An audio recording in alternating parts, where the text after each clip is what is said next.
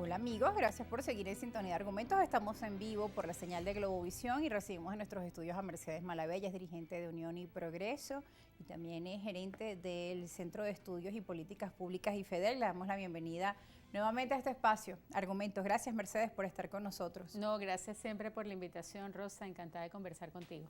Además, para analizar, bueno, los acontecimientos que como hablábamos hay varios y iremos a medida de cada bloque ir analizando uno a uno. Empezamos por la reunión que está en desarrollo. Veíamos en el primer bloque el presidente Nicolás Maduro llegó el día de hoy a Brasilia para reanudar o restablecer las relaciones con este país vecino. Venezuela lamentablemente pues habría estado aislada y muchos dirán, bueno, pero ¿por qué cataloga, por qué califica de lamentable que otros países pues rechazaran las políticas de Nicolás Maduro? Bueno, al final esta situación política tensa que tuvo Venezuela con los países vecinos como Colombia y Brasil terminó afectando pues también a la población venezolana, las relaciones económicas, comerciales, que también son muy importantes de Venezuela con sus países vecinos y bueno, en fin, después de todo este lapso pasado, veíamos cómo este año se reanudó con Colombia tras el triunfo de Gustavo Petro. Sabíamos que iniciaría este proceso también tras la llegada de Luis Ignacio Lula da Silva al Palacio de Planalto. Y bueno, están en desarrollo. Y además con una promesa que tiene Luis Ignacio Lula da Silva, que es la de recuperar la unidad de naciones suramericanas, la UNASUR, y que también Gustavo Petro también ha alzado esa bandera de la integración que durante los últimos años quizá no habíamos visto que estos movimientos pro integración de la región estuviesen como tan álgidos, ¿no? Sí, bueno, lo primero que me viene a la mente mientras te escuchaba, Rosa, era el tema de los migrantes, ¿no? Qué necesidad tan inmensa tienen algunos venezolanos de que se restablezcan las relaciones para poder normalizar su situación. No tener un consulado, no tener manera de formalizar un asunto migratorio, o no tener el dinero para poder viajar o hacer qué sé yo cuántas cosas, es francamente una tragedia, ¿no? En ese sentido, los países nunca deben cortar relaciones, ni siquiera, no sé, en los momentos de mayor enemistad o de mayores desencuentros. Y la administración de una serie de servicios consulares, diplomáticos, económicos, etcétera, pues deben ir por su cuenta, ¿no? O sea, no pueden estar en los vaivenes de la política y de las elecciones y de todas esas cosas. Eso fue una cosa garrafal que pasó en Venezuela y que afortunadamente pues ya se está retomando las relaciones. Sobre el tema UNASUR, igual pasa con Colombia, ¿no? No es lo mismo el modo como se están restableciendo ahora las relaciones y la reactivación de UNASUR que como fue en los tiempos de Chávez, ¿no? Por favor, es totalmente diferente. Pensemos... ¿En qué sentido veías que antes era más político? No, antes Venezuela, imagínate un vecindario, vamos a ver a América Latina como un vecindario donde había muchas casas y Venezuela era una mansión gigantesca que ofrecía un montón de beneficios, con grandes recursos, un montón de beneficios a sus vecinos, que podía darle no solo luz, petróleo, gas, agua, lo que quisieran, ¿no? Y que además tenía, bueno, unos precios altísimos del petróleo, producto de la bonanza más alta petrolera. Ahorita esa mansión se convirtió en una casita pequeñita, súper reducida, con muchísimos problemas de servicios básicos, que ya no tiene prácticamente nada que ofrecerle.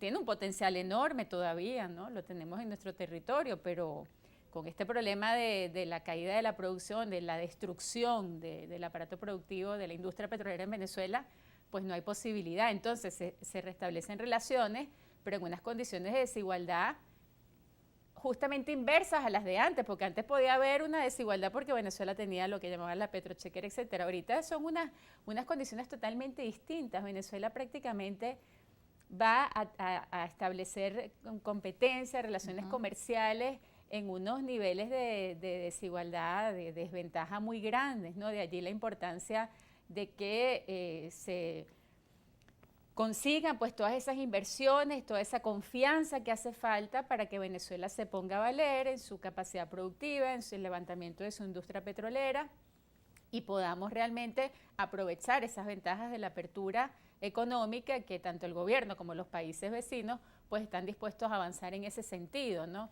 También pensaba otro ejemplo, igual del vecindario, ¿no? Si tú tienes una casa donde la familia pelea muchísimo, entonces tú decides rodear la casa de muros, de cercas para que no salgan, etcétera, y en un momento le quitas la cerca, bueno, eso no quita que no sigan peleando internamente. O sea, si Venezuela no resuelve su problema político interno, y en ese sentido aplaudo, me pareció muy creativa, muy buena la declaración del presidente Lula diciendo ustedes tienen que reconstruir esa narrativa y hacer de Venezuela un país democrático. ¿Quién lo va a hacer si no somos nosotros los venezolanos? O sea, no van a venir de otro país, ni unos marines, ni nadie. La importancia que tienen los procesos electorales dentro de reconocer, y es dentro de nuestra soberanía, exacto, dentro de nuestra soberanía y nuestra propia historia de venezolanos, hecha por venezolanos, la que tiene que reconstruir el modelo democrático, ¿no? Ahora tú hablabas, Mercedes, que en otra época Venezuela hacía, digamos, ofertas a los países de la región, teníamos todos los recursos, podríamos hacer acuerdos y además comerciales en igualdad de condiciones, de ganar, bueno, o entre comillas, ¿no? Quizá según las interpretaciones que de cada acuerdo puedan darse.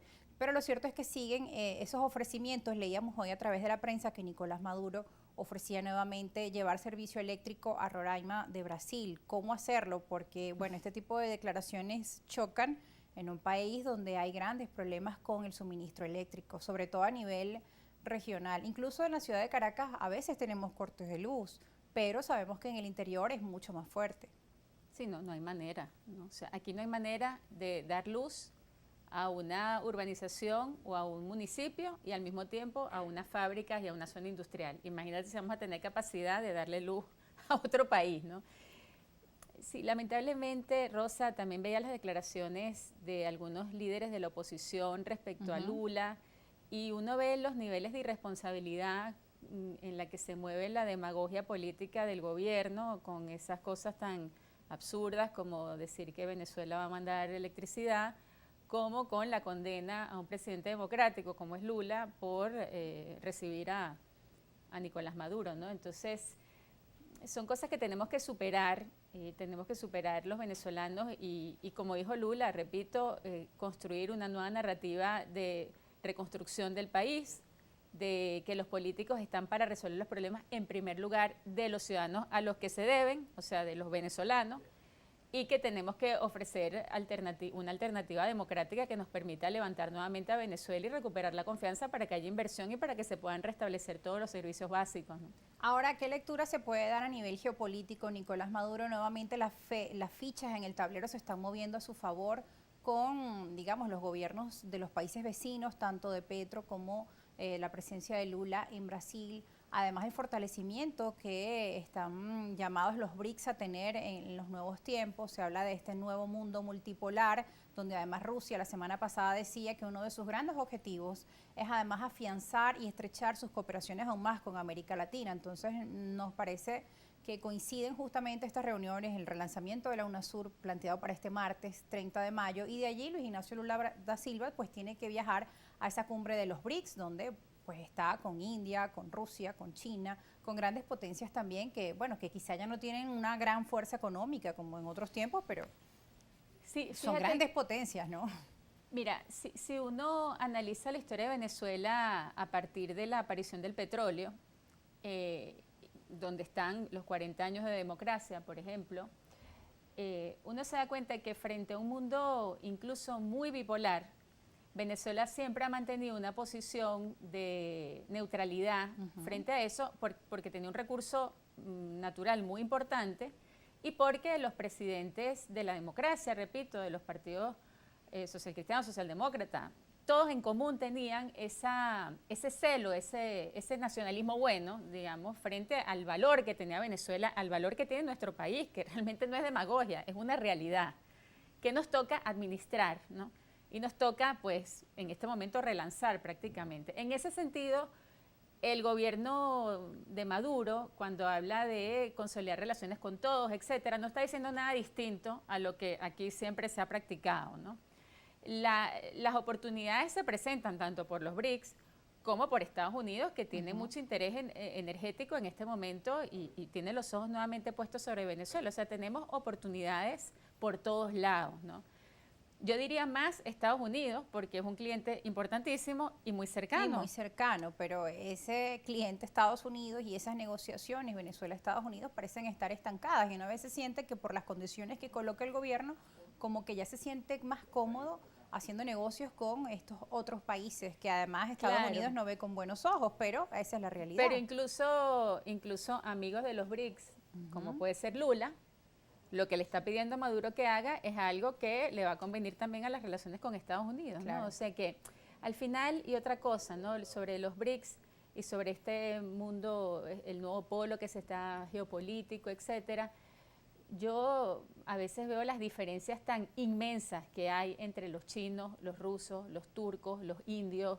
O sea, no es nada fácil construir una alianza o un bloque político con países tan desiguales, ¿no? Pero tan desiguales en todos los sentidos, no solo económico, cultural, político, lingüístico. O sea, es muy difícil. Un bloque occidental, pues uno lo entiende más, ¿no? Claro. Pero un bloque con estos países tan dispares, donde es muy probable que un chino te diga, yo prefiero hacer negocios con un norteamericano que con un ruso, ¿no?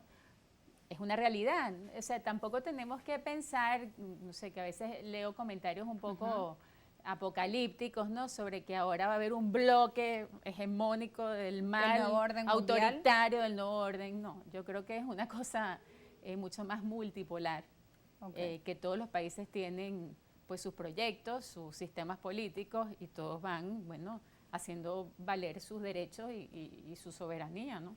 Bueno, sobre eso seguiremos conversando al regreso porque sí hay muchas preguntas. Se dice, bueno, pero esta alianza de Rusia y China va llegando a niveles que no habíamos visto antes, mientras que Estados Unidos no vemos que tiene el poder que tenía en otros tiempos. Bueno.